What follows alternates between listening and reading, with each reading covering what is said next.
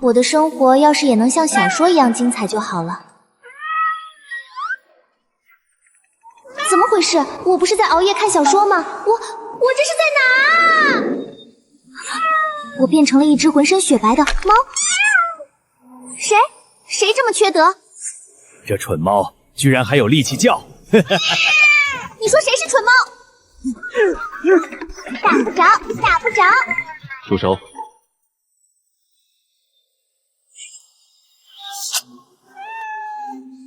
你是锦衣卫？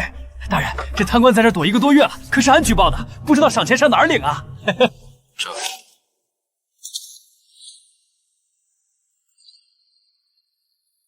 哇塞，这美男美的这么有攻击性。美男？谁在说话？难道我能听见这白猫的心声？我看你根骨不错，有习武的潜质，要不要加入锦衣卫？这人是不是疯了？怎么看出一只猫根骨不错的？还有猫怎么习武啊？干什么？放我下来！别嘀咕了，愿意跟我走就乖乖喵一声，不然我就把你扔在这雪地里挨冻。是我有的选吗？喵喵。既然我们这么有缘，从今日起，你便是我萧景行的副指挥使，同镇抚司行走。现在我带你回北镇抚司，让属下们见见新上司。等等，北镇抚司萧景行，我想起来了，我穿进那本《团宠大女主文》了，这男人是锦衣卫指挥使，原著里的大反派啊！别人穿越都是穿成大女主，我穿越成傻猫，还要被注定完蛋的大反派养，真不公平。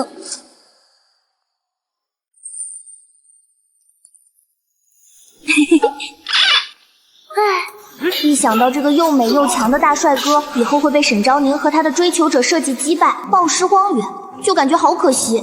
沈昭宁？难道我刚才说人话了？我也没说人话呀，就在心里想想。难道刚才串线了？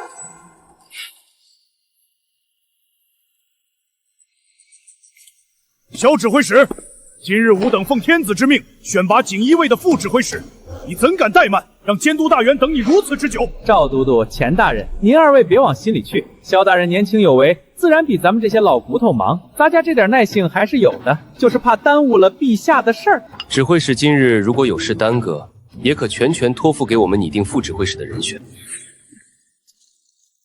去拿最好的煎疮药，给他上药。指挥使好雅兴啊，还随身带只猫儿。不知道的还以为是游山玩水的富家少爷。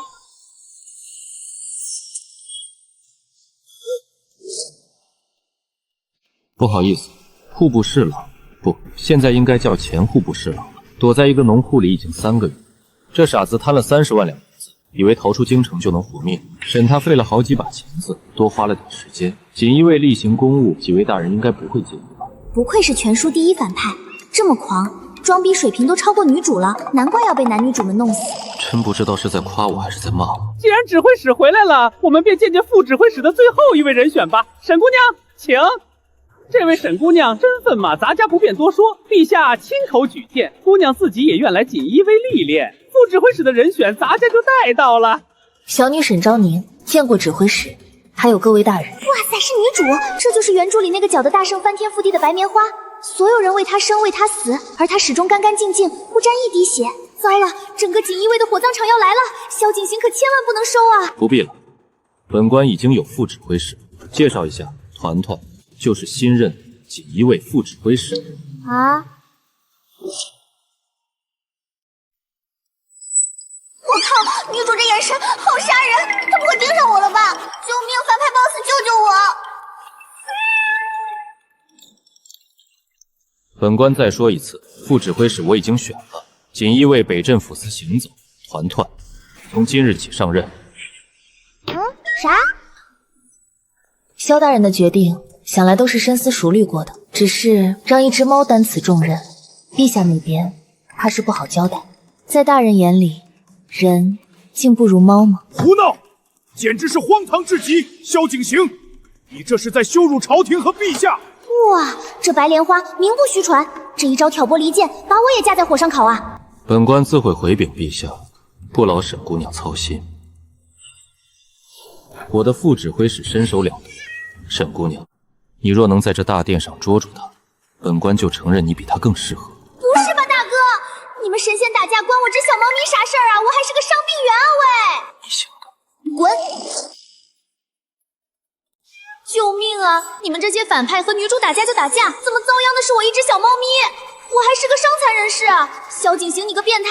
你这是雇佣童工，不是雇佣残疾猫！原来指挥使是认为我是那种手无缚鸡之力、娇滴滴的大小姐。女主身手可了不得，她流落民间时在戏乐班练过。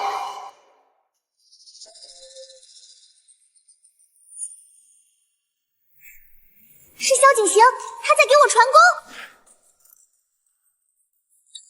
让你抓我，让你装白棉花，吃我一记连环挠！哎呀，沈姑娘，你这畜生好大的胆子！来人，快来人，把这伤人的畜生给我拿下！还敢叫我畜生？你这个死太监，我忍你很久了。你要干啥？哎呦，我的脸子了！哎呀！还有谁？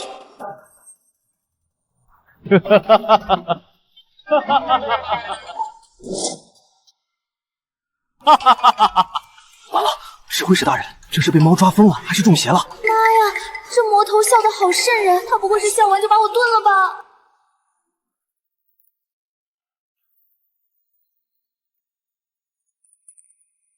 不好意思，各位，我家副指挥使今日头一次上任，难免有些应激。本官这就带他走，不在这儿碍眼了。你把这叫应激？他把咱家的孙公公有空关心礼，不如关心关心这正门的修缮费用。锦衣卫的账向来算得清。心跳快得像擂鼓，爪子还在发抖。虽然挠得爽，但这可是大女主沈昭莹和皇帝亲信孙权啊！我这只猫命真的能见到明天的太阳吗？都出来吧！哇塞，反派茶话会，这就是传说中锦衣卫的4把刀，原书里杀人如麻的4大高手。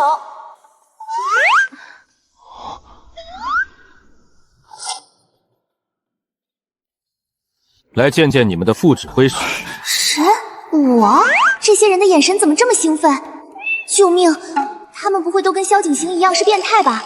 难道锦衣卫的入职要求是必须心理畸形吗？是只母猫。我今天刚捡，以后要叫团团姐。萧景行，你个变态，非礼勿视，放我下来！你们这群流氓不要看！谁在说话？是个女人的声音，在猫的方向。我是不是昨晚审犯人太累起猛了？我听到猫说人话了。团团，这是你的下属陈度，锦衣卫4把刀之一。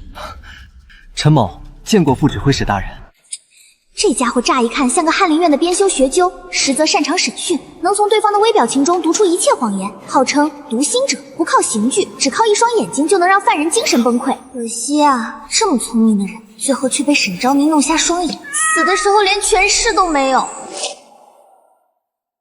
这是你的下属叶寒堂叶千户，锦衣卫里最好的追踪手和易容师，他能在荒漠里追踪3天前的足迹，能在闹市中凭一缕气味找出藏匿的刺客。唉，这么漂亮的大姐姐，可惜原著里被沈昭宁弄断双手，扔在火场里，活生生烧成了焦尸。这是你的下属唐青，副千户。嘿，副指挥使大人，这小爪子软乎。这货是锦衣卫里最疯的一个，善使双刀，轻功卓绝，能在屋檐上飞檐走壁，如履平地。作风是打服了再审，审不出来再打。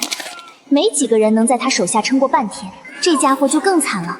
轻功最好的他，本是最有机会逃出去的，可惜他非要跟沈昭宁那个女人缠斗，最后被追求者们乱刀砍死，浑身是伤，连个全尸都没有。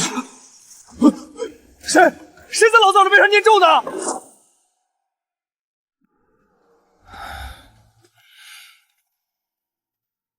这是锦衣卫最后一把刀，柳希音，最年轻的左旗。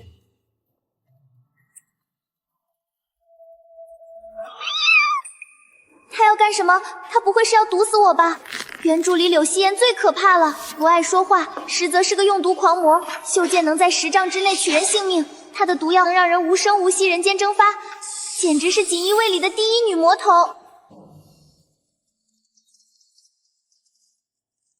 咦，冰冰凉凉的，好像不疼了，还有点舒服。还好还好，原来是对猫好啊。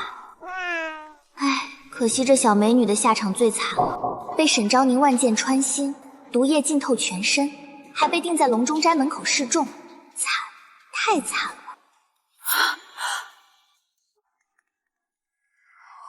我去，这4个杀人不眨眼能治小儿啼哭的锦衣卫魔头，怎么都用这种眼神看我？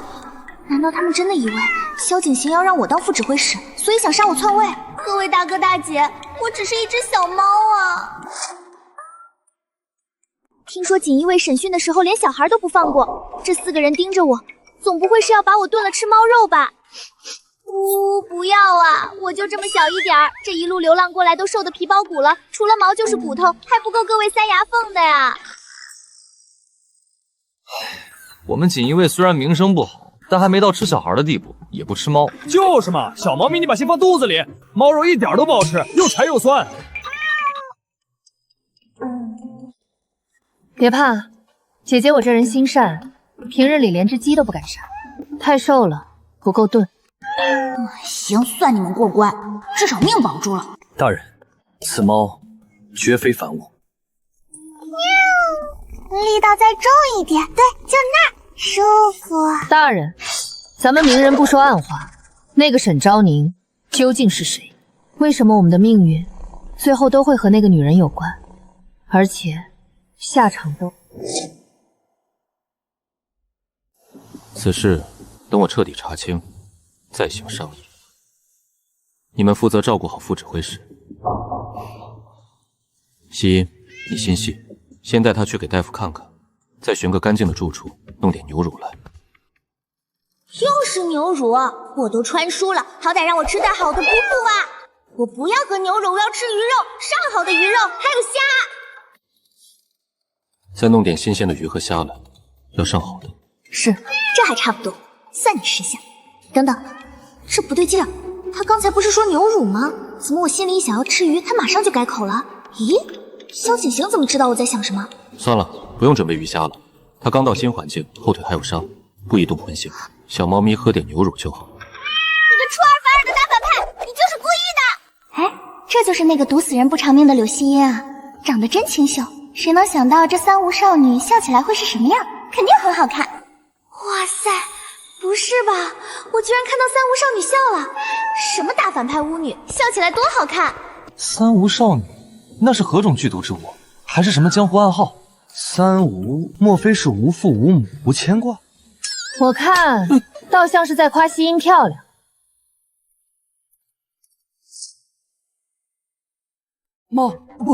副指挥官大人，并无大碍，除了后腿的勒伤深了些，其他都是一些皮毛小伤。只要按时涂抹刘总区调配的生肌膏，消炎止痛，很快就会痊愈的。对了，我现在是锦衣卫2把手。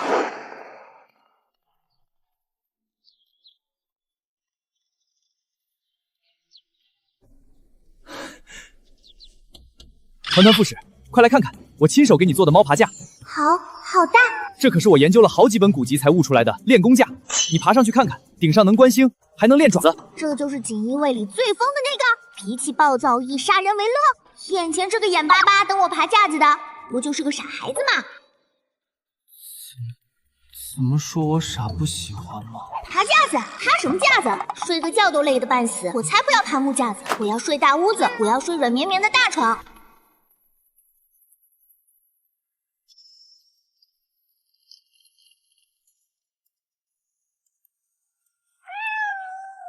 我带你去个更舒服的地方。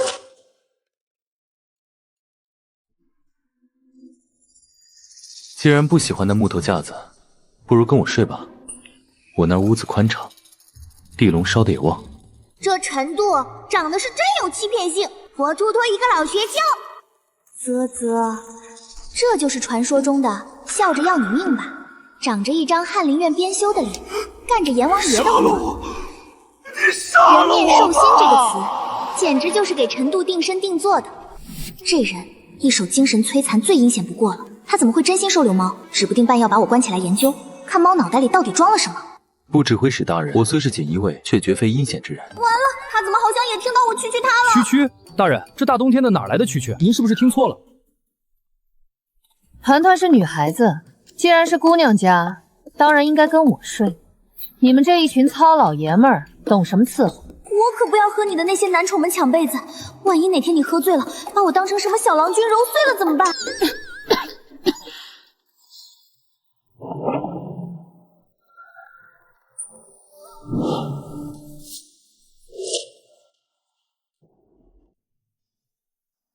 烟味，你呛到团团了。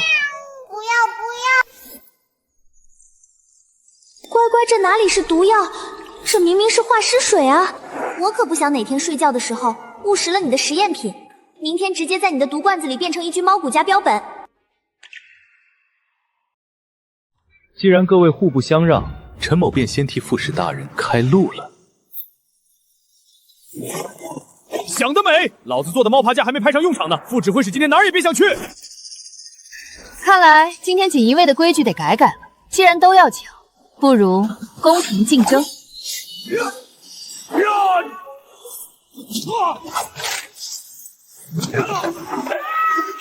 别打了，别打了，我晕机，我晕猫啊！住手！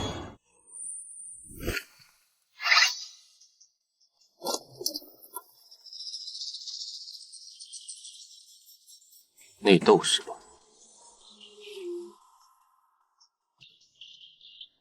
锦衣卫私自比试，不去演武场。陈度，你带的头。大人，卑职知错，该怎么受罚，你们都清楚。以后团团就跟本官住。大人，您这是以权谋私。不服？大人，深谋远虑，属下佩服。还不去领罚？我的猫爬架。走吧，谁也别赖。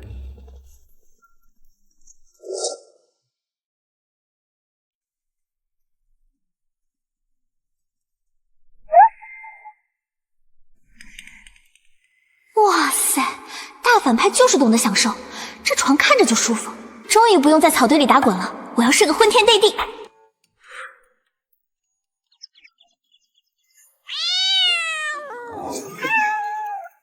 这是人睡的床，你睡这张毯子。从今日起，你和我住，你的活动范围是从这里到这里。这不就是整个北镇虎司的范围吗？这不就是明摆着不可以离开北镇虎司半步的意思吗？对。他在回答谁？我刚才根本没出声啊。那可不行啊，留在北镇抚司就是等死。在那本团宠文里，萧景行今天接收了沈昭宁进入锦衣卫，但沈昭宁却反悔了。他有皇帝偏袒，选择做本朝第一个女官。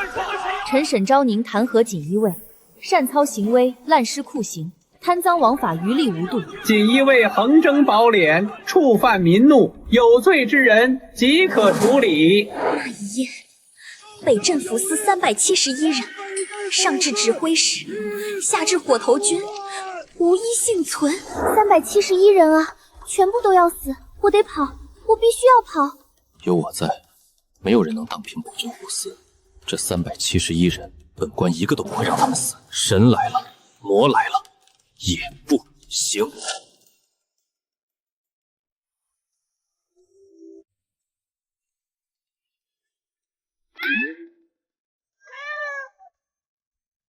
什么活动范围？什么不能上床？我现在可是一只猫，既然命不久矣，那更得抓紧时间享受。这被褥真软啊！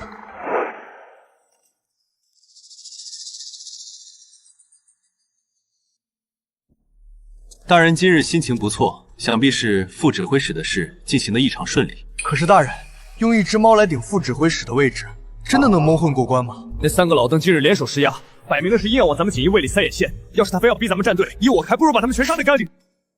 你以为赵重远、钱穆青、孙权是3岁小孩，他们敢如此明目张胆？背后站着的是谁？你难道不清楚？那是圣上的授意。本官全都拒绝。那3位现在怕是要气疯了。尤其是赵重远，他身为左都督，戎马半生，最看不惯咱们这些天子鹰犬能越过五军都督府直接向陛下汇报。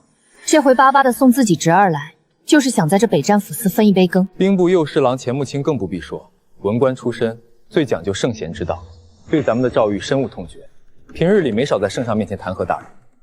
去年大人查办了他的得意门生，这笔账他可记着。那孙权呢？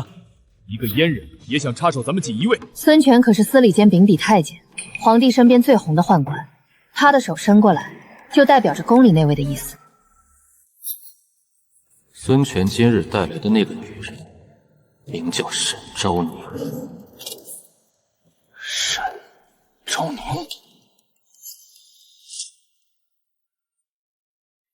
原来是他！杀了他！我相信团团的预言，那女人不能留。老大交给我，我可以处理的无声无息。绝对不可！唐青，收起你的杀意。沈昭宁，她姓沈，与当今龙椅上那位同姓，且年纪与多年前宫中失散的那位公主恰好对得上。更麻烦的是，她是太监孙权亲自带过来的人。皇帝让孙权看着副指挥使的人选，但这朝野上下谁不知道，孙权早被宫内当红的贵妃娘娘收买了。他现在不只是代表阉党，更是代表贵妃娘娘来试探指挥使大人的。不错，赵重远代表勋贵武将，钱穆青代表文官清流，孙权代表内廷后宫。这3尊大佛名为选拔，实则为了从锦衣卫上撕下一块权柄。如果沈昭宁不明不白的死了，那3方势力会像闻到腥味的猎狗一样扑上来，把北镇抚司撕得粉碎。陛下那里，本官自会进宫说服。这北镇抚司从前姓萧，以后也只会姓萧。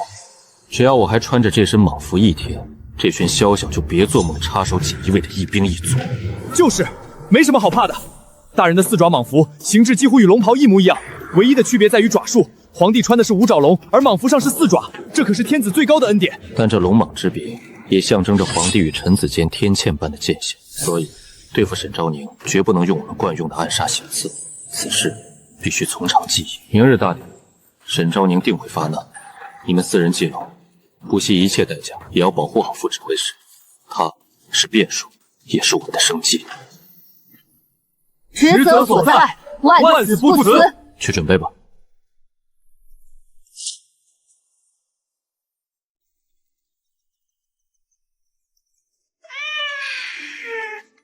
哇，这一觉睡得太爽了，昨天的伤口竟然一点都不疼了，感觉爪子里全是劲儿，能一口气挠穿10个死太监。醒了，过来，擦爪子。堂堂锦衣卫指挥使，背地里竟然是个这种级别的专业铲屎官，这手法，这力度，绝了！别乱动，毛都炸了。做一只猫好像也不赖嘛，有吃有喝，还有顶级美男全方位伺候。看看，嚯，这颜值妥妥是猫界顶流啊！圆脸大眼，哇，这排场个个面色冷峻，杀气腾腾，这是要去屠城还是去抢亲啊？今天带你上朝参加大典。今天带你上朝参加大典。等等，上朝大典？我想起来了，这不就是原著里锦衣卫覆灭的开始吗？马上就是沈昭宁第一个装逼打脸的情节了。完了，今天还能活着回来吗？有我在。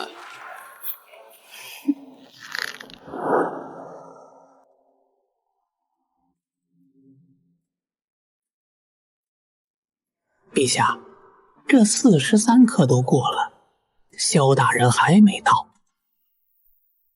妈呀，大礼都快完了才来，这哪是来参加典礼的？这步伐，这架势，分明就是带人来抄家的！我一个遵纪守法、爱护小动物的正经好市民，到底是怎么混进这群杀人不眨眼的魔头中间的？萧大人好大的架子！陛下亲临的大典，你也敢延误至今？在你的眼里，到底还有没有君上？臣萧景行参见陛下。萧爱卿快起，免礼免礼。钱爱卿别动怒，锦衣卫日理万机，守卫京畿安定。萧爱卿想必是处理公务耽搁了，这也是为了江山社稷嘛。陛下，就算公务繁忙，可他竟然带着在这太极殿上内成何体统？臣请陛下治萧景行蔑视朝廷、殿前失仪之罪。这种东西，私下最爱穿女装，还装得这么懂礼义廉耻。发生了什么？你们干什么？这是在公堂之上，你们可不能动手。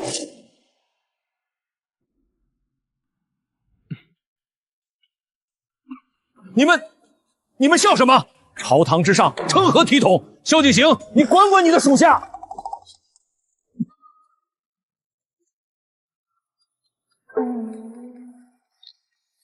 钱爱卿，怎么不说了？臣附议，指挥使带猫上殿，藐视朝廷，请陛下严惩。又来一个装蒜的，你也不是啥好东西，暗恋太后多年，逢年过节必献殷勤，可惜人家连正眼都不瞧他，送一件退一件，说白了就是个舔狗，舔到最后一无所有。太后娘娘说了，您的厚礼宫里放不下。苏嬷嬷，这可是臣特意从退回去吧，以后也别送了。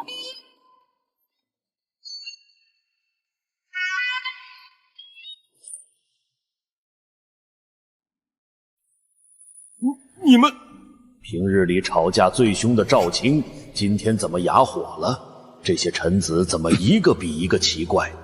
若无正事，便一下一项。我心里的吐槽一旦开始，就滔滔不绝了起来。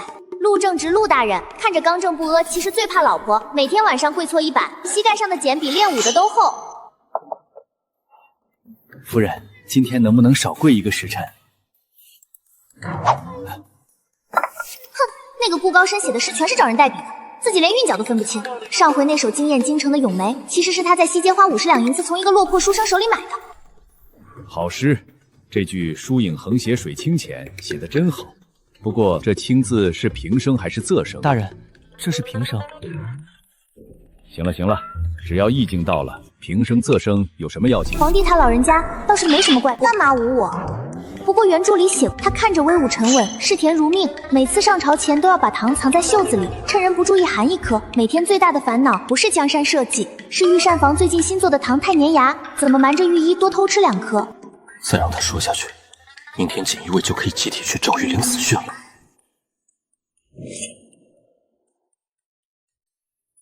回陛下的话，臣并非有意迟到，绝无藐视皇威之意。前些时日贪赃逃跑的前户部侍郎崔文正已被正法，他藏起来的30万两赈灾钱，昨日连夜审讯得到了藏匿地址，已经悉数找回，请陛下过目。太好了，这笔亏空终于能够填上，北方的灾民也能得到补偿了。萧爱卿，你辛苦了。既然人都到齐了，那典礼就继续吧。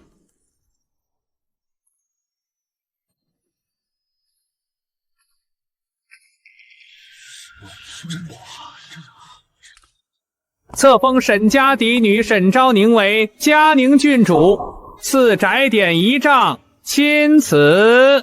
昭宁，谢陛下隆恩。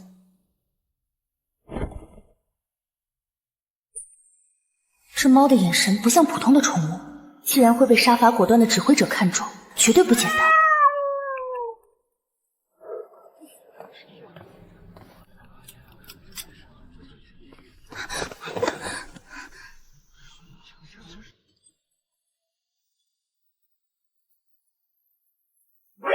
完了，书里唐青就是在这一见钟情被沈昭宁吸引，还以为自己有机会成为郡主驸马，从此变成舔狗，暗中尾随，本意是保护他，却被他碰瓷。他的追求者宰相派西域杀手废了他一身的武功。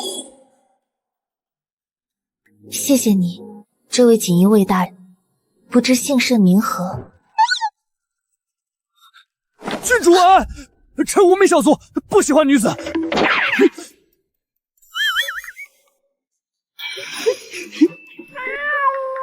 不对啊，唐青怎么没按套路出牌？怎么连取向都变了？郡主天资，这位锦衣卫小将军怕是没见过世面，被惊艳到了，这才出言无杖，陛下莫怪。嘉宁郡主言：大兴当轻徭薄赋，整顿吏治，尤其应当裁撤冗员，限制诏狱权限，以安民心。金主不让须眉，这一条条侧翼当真老了。萧大人，这畜生干扰公堂，成何体统？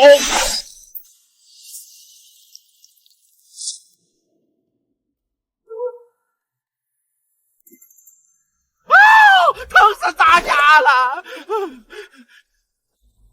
骂我的副指挥，就是侮辱锦衣卫。陛下，指挥使大人身负皇恩，虽有特权可以带凶器上殿，却不知感恩，行事竟如此偏激，殿前伤人，简直失仪至极。锦衣卫平日里作风嚣张跋扈，臣女只怕上行下道，如此带起不好的风气，长此以往，怕是于朝纲不利，请陛下明察。来了来了，原著里叶寒堂和沈昭宁一样出身戏班，本就嫉妒他血脉尊贵，这一出头正好撞在沈昭宁设的陷阱里。由于当众反驳他，被宰相以不敬郡主为由拖去下大狱，在狱中被以前擒过的仇家串通狱卒报复。反而沈昭宁呢，落下了一个不畏强权、不卑不亢的名声。今日朝堂就是我踩着锦衣卫扬名的开始。郡主教训的是，锦衣卫作风确实有待改正，但此乃臣作为千户管教不严之过，与指挥使大人无关。臣回去后定当深刻反省，关起门来狠狠整改。多谢郡主提点。好险！按照锦衣卫4把刀那炮仗脾气，不该大闹一场吗？这就怂了？叶千户吃错药了？哇，什么情况？原书不是这么演的，本来该是锦衣卫暴走，女主大杀四方，他们居然学会避战了。既如此，此事到此为止。锦衣卫先行整改，旁人不得借机生事。陛下，臣女认为，愿领旨自查，绝不辜负圣恩。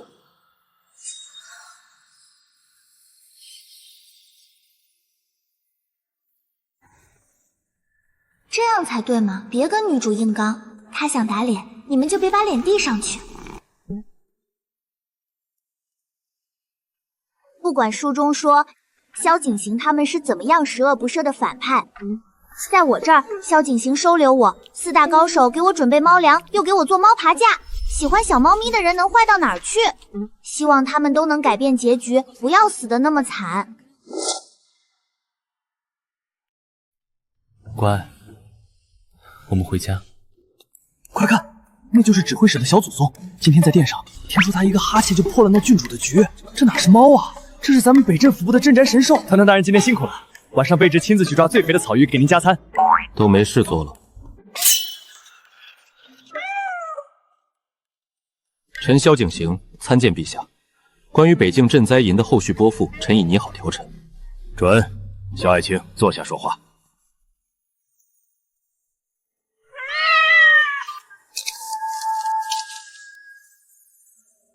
御前失仪，毁坏奏章，这可是要掉脑袋的死罪呀！完了，我不会因为打翻奏折喜提斩立决吧？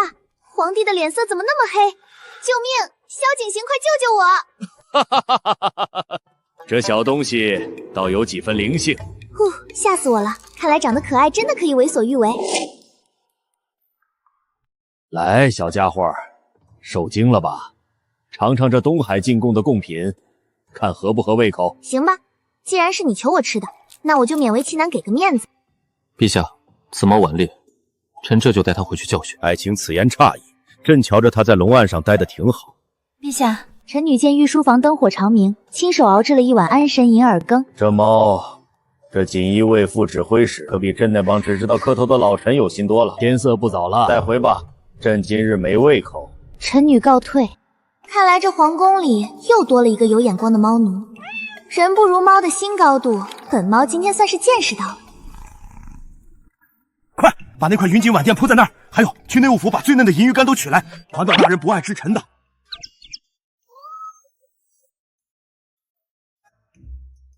何止啊！我听说那猫直接睡在龙案上，圣上不仅不恼，还亲自动手给它顺毛。荒唐！老夫递个折子都要在外面吹半个时辰冷风，那锦衣卫指挥使却能带着猫天天在御书房待着。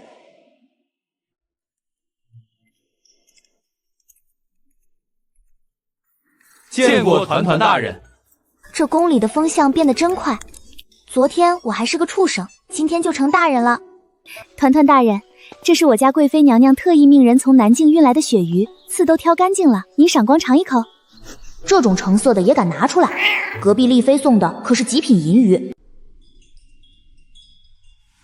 乔姐妹，萧大人又被陛下留下了，这都半个时辰了，还没出来。看来指挥使又要晋升了。现在谁还敢弹劾北镇抚司？那不是嫌命长吗？是啊，这圣主二字，萧大人算是占尽了。爱卿，你看他刚才是不是对朕笑了？这小东西越看越招人疼。陛下，微臣已在此候了半个时辰，若无要紧国事，微臣先行告退。急什么？孙权，去把那盘西域进贡的肉干拿来。是陛下。全天下都以为我在谈论郡国大事，只有我知道，我在这儿看一个九五之尊不务正业的龙猫。这就是那位富可敌国的江南首富裴如行。看那十几口大箱子，金光闪闪的，满京城都在猜那些宝物要送给谁呢？原书里，裴如行进京就是奔着沈昭宁来，专门给他撑场面造势。这些宝贝最后全进了沈昭宁司库，他借着裴如行的钱和人脉，一下子就成了京城最风光的明珠。可惜这次裴如行先遇上了我。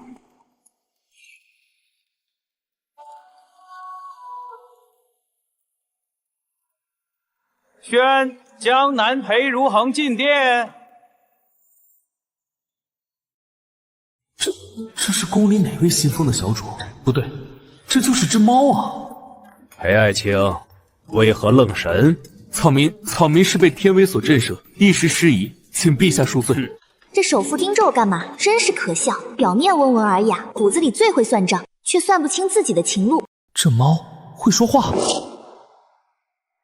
长得倒是人模狗样，可惜脑子里全是浆糊。他怕是做梦都想不到，他这辈子遇到体察商业的沈昭宁就一见钟情了。明明一直被沈昭宁当成自动取款机和钱袋子使，还以为遇到了真爱。更惨的是，他那些掏心掏肺送给沈昭宁的宝贝，全被转手拿去送皇帝了。皇帝腰间挂着的鸳鸯翡翠玉佩，就是他送给沈昭宁的，转头就变成沈昭宁献给皇上的孝心了。陛下，臣失礼了。还真挂着，那是我挑选了3天3夜的料子。裴爱卿，这第一箱宝物，朕记得你是说要送给……回陛下，臣听闻御前灵猫御寒，这第一件宝物扇面暖玉屏风，乃是产自极北寒地的温玉，冬日可生暖，夏日可生凉，最适合他安睡。我没听错吧？可是他原本准备求取沈昭宁的示好聘礼，有价无市啊，送我？还有这东海珊瑚枝，通体火红，臣觉得给副指挥长磨爪子正好。这箱千年沉香木，气味清幽，最是提神。给灵猫当抓板，绝不伤指甲。千年沉香做抓板，这裴如衡是疯了吗？首富果然好大方，本官替副指挥使谢过了。好家伙，有钱真好，是半点都不带犹豫的。沈昭宁啊，沈昭宁，你这钱袋早像漏水了。裴公子真是有心了。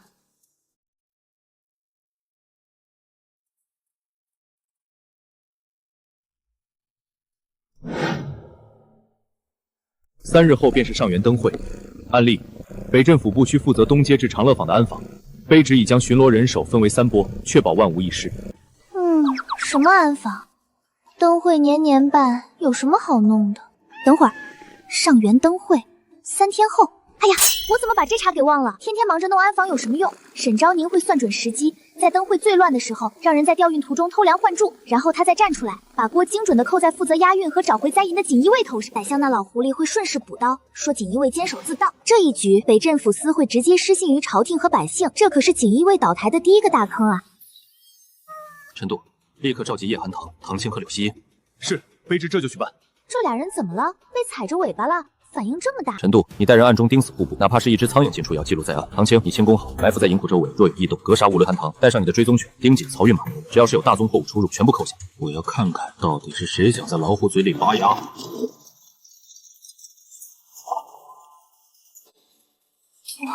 这行动力，怎么感觉他们好像知道要发生什么大案子了似的？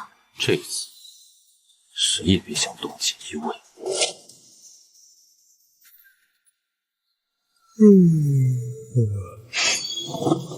唐大人，这可是户部运往灾区的银两，锦衣卫这是要劫官银。劫银？老子是来捉鬼的！开箱！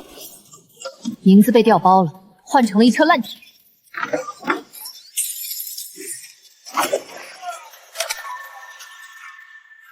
这群老东西，早就知道出了问题却按下不表，就等着灯会闹大，好把锅扣在咱们指挥使头上。哎呀，看宰相那老脸乐的，还以为一会儿能看见萧景行屠司下大狱呢。臣有本要奏，关于锦衣卫准奏。不过在爱卿开口前，朕要先赏锦衣卫。锦衣卫破获灾因大案，朕心甚慰。噗哈哈，看宰相那表情，像不像生吞了一只苍蝇？那折子是收回去呢，还是递上来打自己的脸呢？宰相大人刚才说锦衣卫什么？臣没听清。臣是要奏请陛下重赏锦衣卫。萧指挥回使真乃大圣助时。怎么会？他怎么可能提前知道计划？这绝不可能！为什么？为什么只要对上北镇护司，我的计划就永远会落空？哎呦，这波啊，这波叫提前掀了你的棋盘。原书里，沈昭宁在朝堂受挫后，就是靠这一招温水煮青蛙，在后宫迅速封神。上到太后，下到各宫娘娘，没一个不喜欢这位温柔懂事的沈姑娘。昭宁这孩子真是比那些亲生的还贴心，不仅经念得好，人也活络。哀家这病恹恹的宫里，全靠你才有了点笑声。昭宁能陪在太后身边，是昭宁几辈子修来的福气。只要太后不嫌昭宁聒劳，昭宁愿意天天给你讲故事。这带猫上朝的差事，本官是当法。熙音，陛下有旨，让副指挥使入宫伴驾，今日便由你带他去。告诉皇上，在因后续案情严重，本官抽不开身。好耶，不用这漂亮姐姐进宫玩了。那卖货郎见状，嘿，您猜怎么着？锦衣卫总旗柳熙音携副指挥使大人到。白莲花又在演戏呢。锦衣卫，萧景行自己不来，派个小丫头来做什么？还带着这只……哎呦，这是哪来的小冤家？快把他抱过来给哀家瞧瞧，这世上竟有生得如此标致的猫儿。哎呦，这小身板软得跟棉花似的。太后，让臣妾也抱抱吧。臣妾那儿攒了好些南国进贡的软缎，正适合给这小家伙垫着。太后，臣妾那儿有御膳房刚烤出来的特制小鱼干，可香了。这猫儿的眼睛竟真如宝石一般。天哪！我从这宫转到那宫，软垫放了7、8张。我从这宫转到那宫，鱼干吃了3碟，罐头添了2回。这后宫哪是争风吃醋的地方？这分明是顶级猫咖啊！昭宁在那民间西月班时正值隆冬，昭宁发着高热，却还要在大雪地里翻腾，说是做不好便是一顿毒打。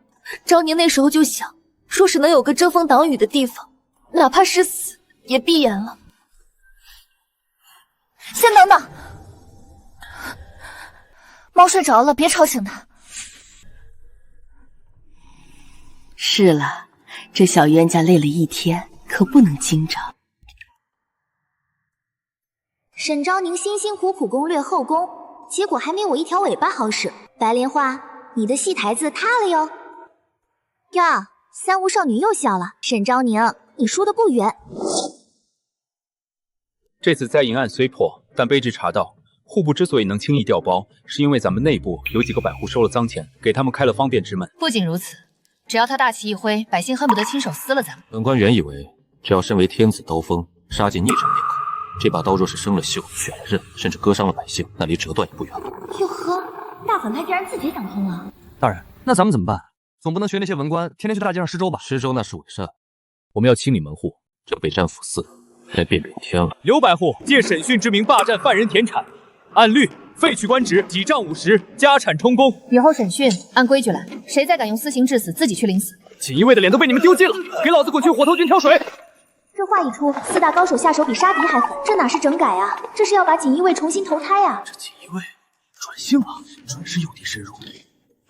大人，若能救回我那被豪强抢走的孙女，老汉这条命就给锦衣卫了。锦衣卫要你的命做甚？带路，既然敢接壮子，就管你是谁的亲戚。锦衣卫办案不讲人情，只讲法度，滚！锦衣卫当家了，老天开眼啊！我去，这也太夸张了吧！曾经人人绕着走的活阎王，现在竟然成了大圣市长热线了，连隔壁王二丢了鸡都要来报案。别急，一个一个来。副指挥使大人正在听着呢。多谢指挥使大人，多谢御猫大人。萧景行，他竟然自断羽翼求得民心，这不符合他的性子。沈白莲，这就叫走你的路，让你无路可走。这届锦衣卫真的支棱起来了。大人，南方急报，3省水患突发，两岸良田尽毁，陛下龙颜大怒，下旨户部紧急调粮，并命咱们锦衣卫负责漕运押送。来了来了，这可是袁书礼、沈昭宁名震天下、收割万民敬仰的高光时刻。袁书礼、沈昭宁让裴如环打着赈灾旗号出粮船，实际装的都是发霉的陈粮烂谷。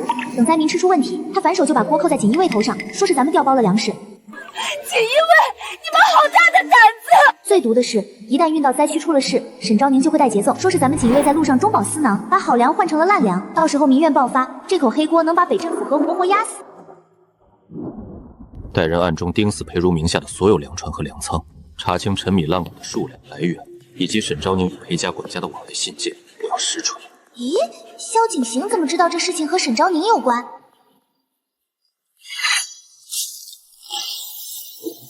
管家大人放心，这批陈米咱们掺得极妙，上层铺新粮，底下全烂谷，只要到了灾区一混，神仙也分不清。沈姑娘说了，这名声裴家要，这钱裴家也不能亏。不查不知道，一查全是鬼！这帮人居然连灾民的救命钱都敢贪！裴若涵那个冤大头，还在美滋滋的给他的沈妹妹当钱篮子呢！查，彻查到底。好一个活菩萨，好一个大慈善家！大人，既然证据确凿，咱们干脆现在就去把裴府抄了。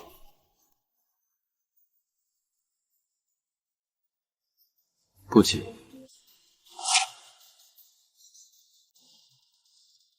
动手！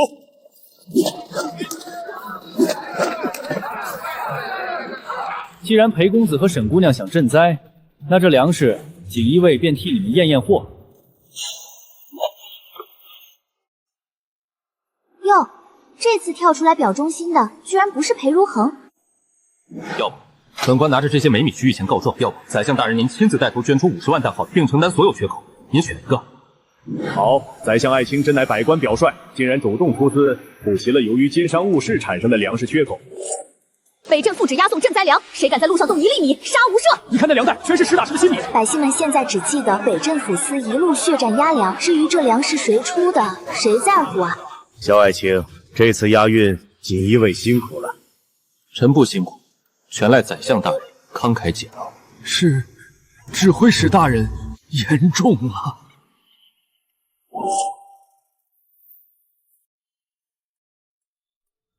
嚯，这位就是传说中的神医谢灵川，袁书里最难搞的男人，终于进京了。可惜啊，袁书里最后居然会为了沈昭宁这个假公主站到锦衣卫的对立面。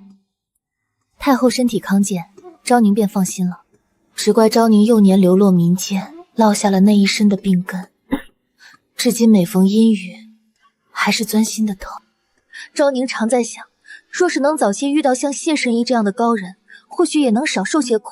又来了又来了，这位神医医术高超，最擅长察言观色，但他袁书里居然会信了女主的胎记说，只能说女主光环真离谱。谢神医，你快给昭宁也瞧瞧，这孩子受了太多罪。郡主受苦了。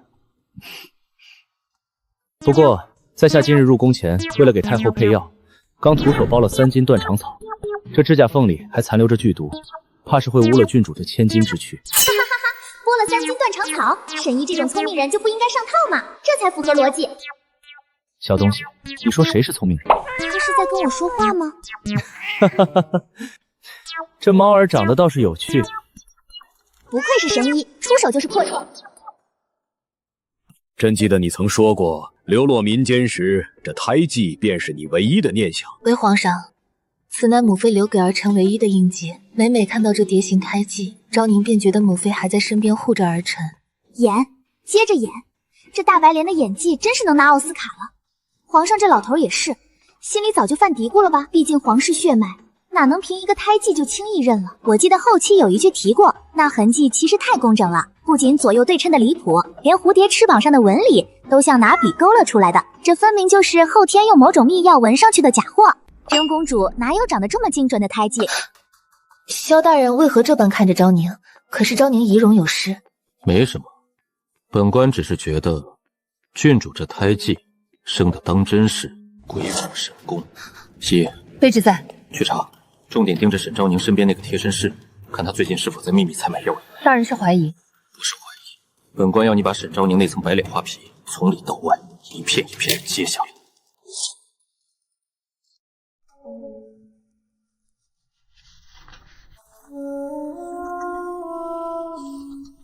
哇，锦衣卫这效率，真是能把死人从坟里挖出来对质。来了来了！副指挥使，咱们发财的机会到了。咦，是在和我说话吗？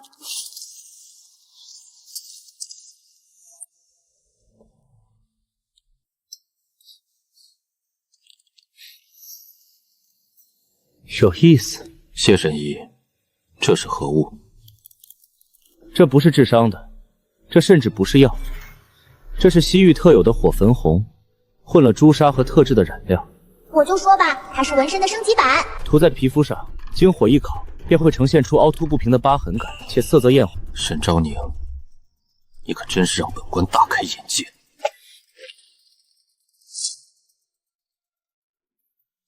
郡主这身奇装当真是绝了，英气逼人。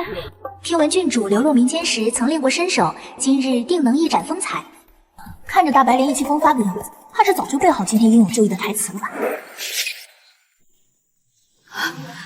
从此杀伐果断的锦衣卫指挥使，彻底为沈昭宁沦陷爱他入骨。萧景行啊，萧景行，你可千万别中了这美人计。袁书离你救了他，却差点没命，这根本不是什么英雄救美的浪漫邂逅，而是针对你和皇上量身定制的连环杀局。美人计吗？本官可不是什么怜香惜玉之人。东林不妨，全部推导出来。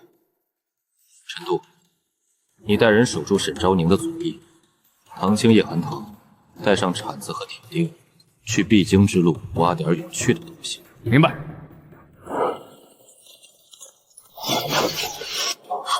有刺客！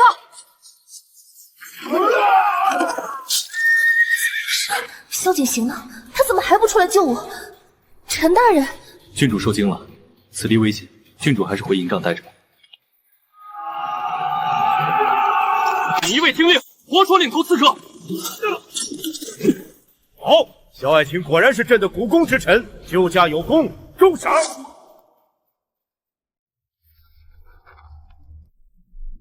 大人，顺着那药膏的线索，卑职查到了当年失踪旧案的幸存线人。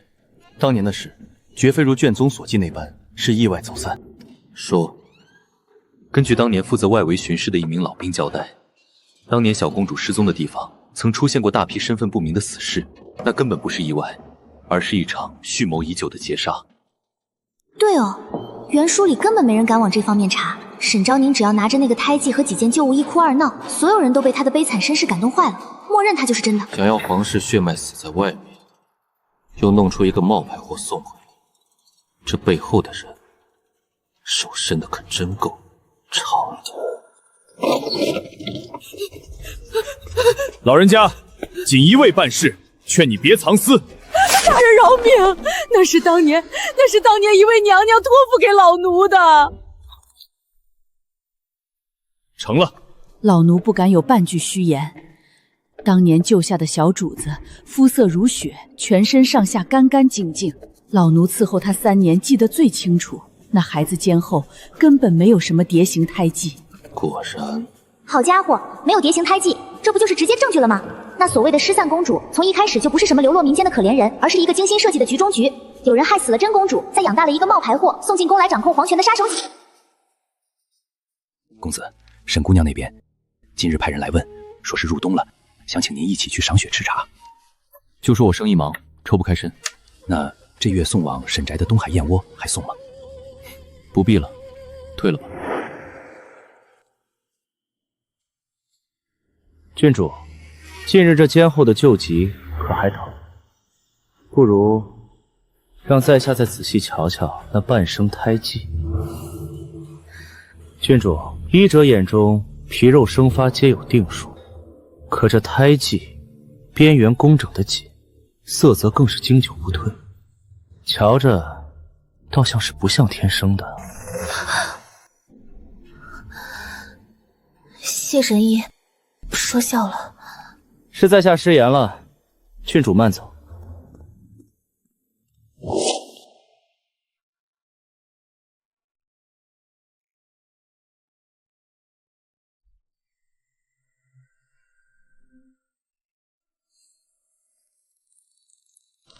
那沈昭宁就是个灾星，本指望靠他博个护主之功，结果惹得老夫一身腥。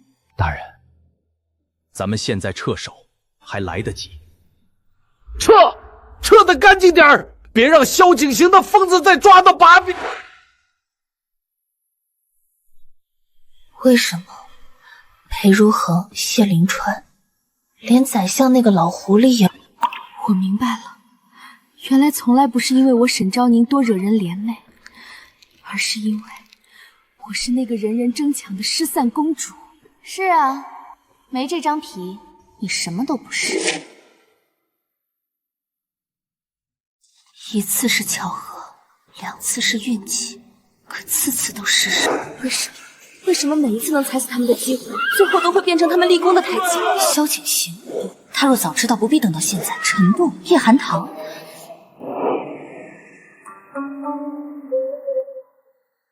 救命！沈昭宁看我的那个眼神，那是想把我活剥了。他不会是猜到了吧？别看我呀，我只是一只弱小无助、只有一丁点剧透功能的小猫咪呀。能把我的团团吓成这样，最近郡主可能有动作，定睛。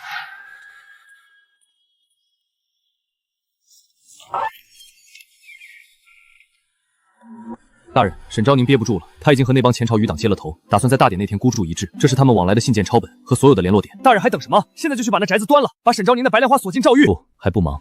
沈昭宁这种人心智极其坚韧，不把他背后那张网一网打尽，他永远还会再翻一次身。嘿，猎人就应该耐心的等到最好的时机。这就叫放长线钓大鱼，直接把他身后的烂根都拔出来。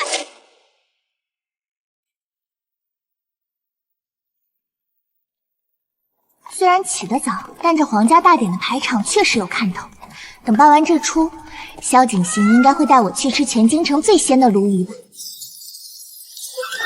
噬魂军灭锦衣卫，保护陛下。唐青守住左翼，陈度撤回銮驾后方。躲好，别让动。我就知道大典必有刺杀，这是反派文的铁律啊！不行，我得找个高点的地方观察，万一萧景行这大笨蛋被偷袭，我还能喵一声提醒他。救命！谁呀？放开本猫！大人，火药要炸了，快退！萧景行，你个笨蛋！我在你身后被人偷了，你倒是回头看一眼啊！沈昭宁，你这个疯女人，她想杀皇帝还要灭我的口，我除了剧透啥也不会，为啥冲我来啊？你坏了我太多事。萧景行，你要是找不到我，我做鬼也不放过你。我在东边，有霉味，有滴水声，像是祭天坛下面的地窖，听见没有？我在东边，就在祭天坛正下方的地窖里，这里全是火药味和霉味。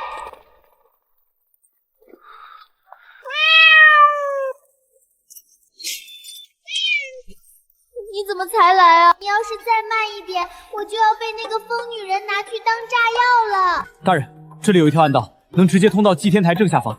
这是西域的引火之物，只要坛上典礼开始，这里一旦引爆，沈昭宁这是要让皇帝和百官一起升天，然后再把锅扣到萧景行头上啊！太狠了！既然他戏台子都搭好了，那咱们就陪他演完，收网。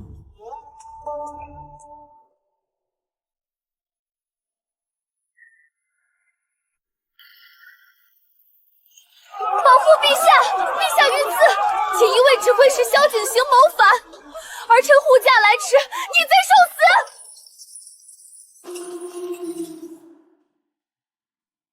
陛下，你……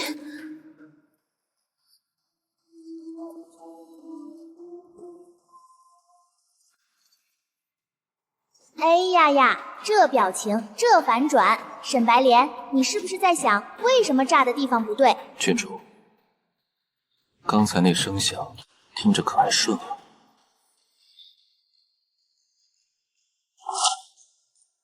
郡主方才说锦衣卫谋反，本官倒是好奇，本官身在台下救驾，这谋反的人又是从哪冒出来？莫非是他们？本郡主不知瞬间你在说什么，这些人定是你找来的替死鬼。替死鬼？那不如听听他怎么说。是郡主，是郡主给了我们3000两黄金，让我们穿上假冒的飞服，然后再以此为由指认萧指挥使谋反。你胡说！你这逆贼，临死还要反咬一口。陛下，您千万别听信这锦衣卫的骗面之词。白莲花，你真以为这回还能靠几滴眼泪混过去？陈度手里那卷暗宗，能把你祖宗18代都锤进土里。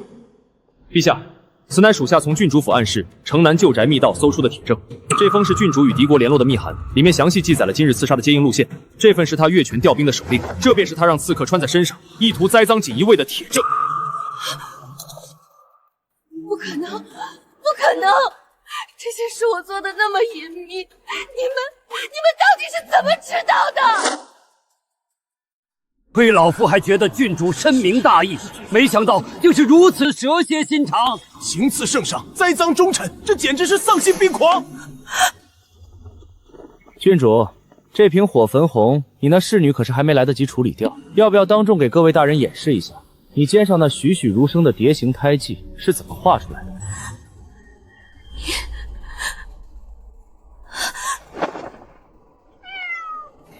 看什么看？沈昭宁，你不仅行刺君父，陷害朝臣，更胆敢利用朕失散骨肉的痛心之举，欺君冒认皇嗣，此等罪行，百死难赎，罪无可赦。陛下，儿臣是有苦衷的，都是萧景行逼我的。拿下！沈姑娘，请吧。萧景行，你这天资的鹰犬，你不得好死！还有那只猫，那只妖猫，临死还要嘴硬。剩下的事，锦衣卫自会清理干净。大人，审讯只用了3天，赵玉那边的嘴全开了。沈昭宁的身份查清了，她根本不是什么流落民间的公主。当年的劫杀案中，皇后身边有一名亲信宫女趁乱逃走，沈昭宁就是那个宫女的孩子。那宫女死前留了些旧物和宫中密室，让她知道了只言片语，于是她便动了天大的野心，硬生生把自己送进了皇宫，甚至想谋取大圣江山。现在好了，天网恢恢，疏而不漏，假的就是假的。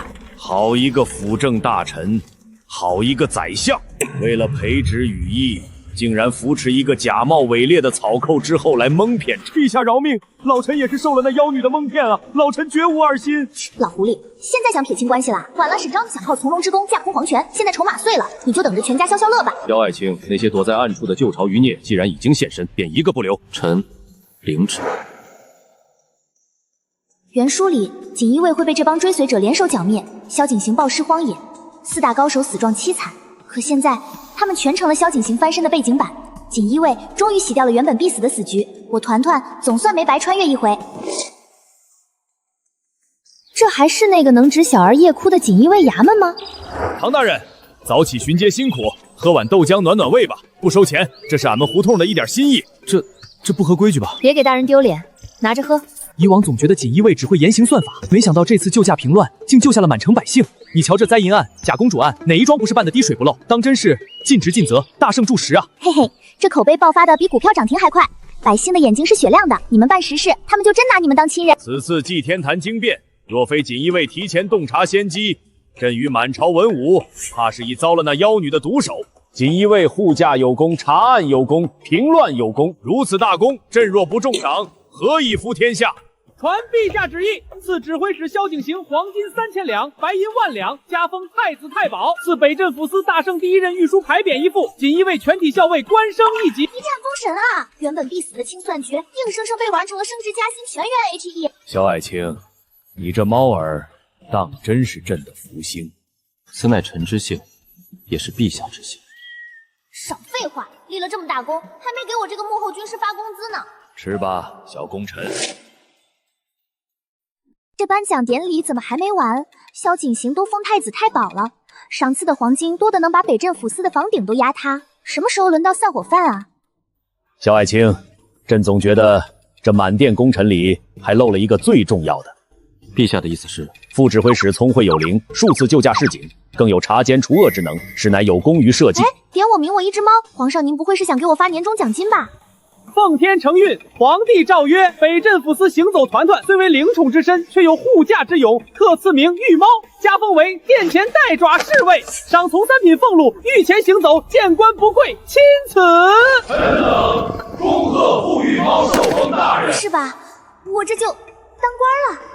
别的传书女主费劲巴逼斗宅门进深宫，也就是个宠妃、公主什么的，我穿成一只猫，居然混到了编制。殿前带爪侍卫，从3品，见官不跪，哇哈哈哈哈！从此以后，这京城大街我横着走，谁敢惹我，我就用御赐的带爪侍卫身份挠死他，这才叫真正的一人之下，万人之上。这小东西真是给点阳光就灿了。原著里陈度双眼被剜，死在阴暗的囚牢里；叶寒堂被烧成焦尸，双手被断；唐青被砍成数块，死无全尸；柳熙因被万箭穿心，在门板上七窍流血。看着面前这一张张鲜活的脸，长舒一口气，太好了！原书里锦衣卫满门必死的结局，真的被彻底改写了。北镇抚司上下131号人，一个不少，全都活得风光无限。来，小玉猫，快让哀家瞧瞧这新做的金丝甲合不合身。团团来了，快！御膳房刚送来的翡翠龙虾，朕特意给你留的。这海棠红显黑，还是月白色配玉猫大人的毛色。萧大人，这是裴某特意请名将为玉猫大人打造的百福窝，冬暖夏凉。这里面是在下亲手调配的安神香，猫闻了不急躁，能多活20年。放下吧，本官这不缺这些。大反派又装起来了。我勒个去！别误会，是陈度他们非要弄，本官只是顺手批了些暖玉。我就知道你最疼我。大人，这桩私盐案牵扯到了太后的母家，查还是不查？查，笨蛋！太后那弟弟早就想独吞这笔钱，太后自己都嫌他丢人，正愁没理由收拾你。你现在查，太后明面上骂你，背地里还得赏你一根千年老参。唐青，继续查，哪怕是皇亲国戚，也一查到底。这日子真是吃好喝好，晒太阳听八卦。吃吧，冒名顶替的假货还真把自己当金枝玉叶了。裴如恒呢？谢林川呢？去叫他们来见我，他们说过会护我一辈子。裴公子，他忙着给玉猫大人盖暖玉窝呢。谢神医，他在研究怎么给玉猫大人调理毛色。谁还记得你这么个蛇蝎心肠的疯子？身份变了，宠爱变了，什么都……那就是原著大女主的结局啊！偷来的身份终究要还，算计来的荣宠也只是一地狼干，而我只需要在这里安安稳稳的当我的猫主子。团团，有你在，真好。行了行了，该去吃晚饭了。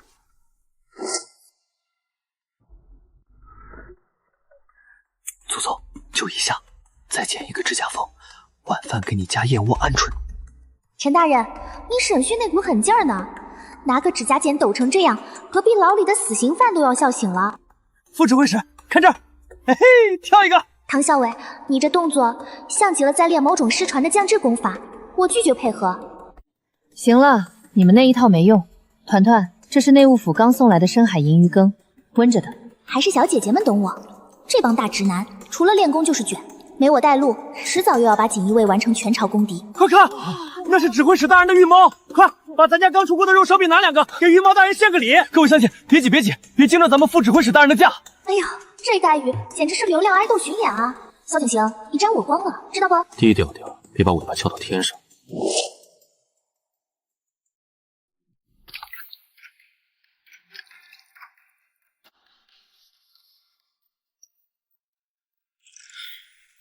好，御猫说查，那就查。萧爱卿，你瞧，团团这断案的直觉比内阁那帮老头子准多了。团团只是在玩墨。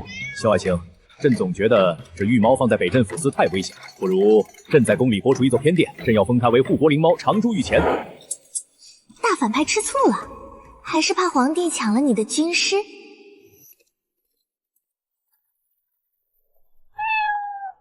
皇上也不能抢猫啊！团团要是走了，谁给咱们预警？你就这么招人抢？谁让你不早点说你离不开我？你要是求求我，我就死赖在北镇抚司不出门了。萧景行，还有那只该死的猫，我要让整个北镇抚司给我的身份陪葬！大女主光环碎成这样了，还不死心？还玩毒？你不知道我身边有个玩毒的祖宗柳熙英吗？萧景行，快起来！沈昭宁那个疯女人在后山放了幼猫草和萤火粉，她想利用流浪猫把火种带进咱们火药库。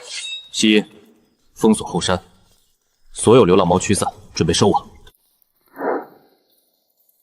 郡主，你的招数过时了。陈书里我被你害得双手被断，今天咱们新仇旧账一起算。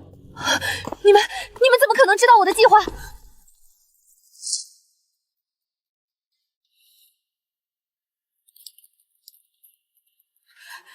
萧景行，你杀了我吧！你不过是仗着那只妖猫，如果没有它，你早就死在我的计谋下了。你错了，如果没有团团，本官确实会死，但本官死之前会先拉着你垫背。是他让我觉得我还活着，让锦衣卫觉得活着不只是为了杀人。哇，大反派居然深情告白了，本喵都要脸红了。团团，我一直能听见你的心声。你说啥？你再说一遍。你说过陈渡会瞎，叶寒塘会死，我也被暴尸荒原。原来他们一直都在偷听我那些吐槽，我那些蛐他们的话。御猫团团忠心护主，屡破奇案，朕赐其天下第一御猫副使仙，10亿关大3级。以前我想逃，现在求我都不走。